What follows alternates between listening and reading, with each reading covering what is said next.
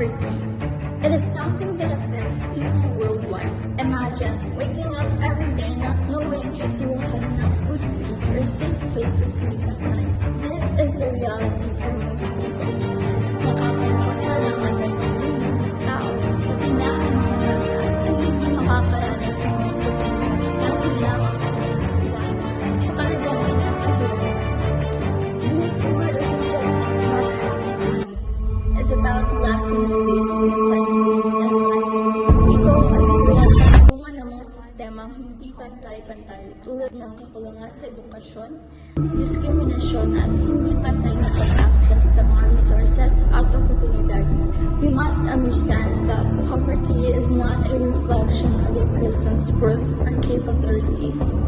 It is an issue that needs understanding and actions. We can't just forget or ignore it because it impacts every one of us.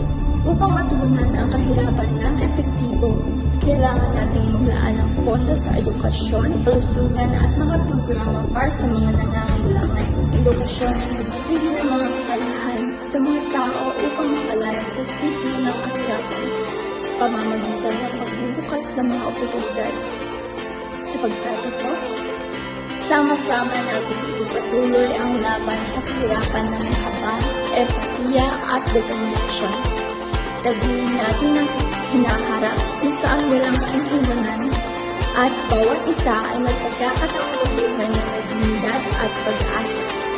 We must work together to create a world where poverty is not a barrier to live a fulfilling life.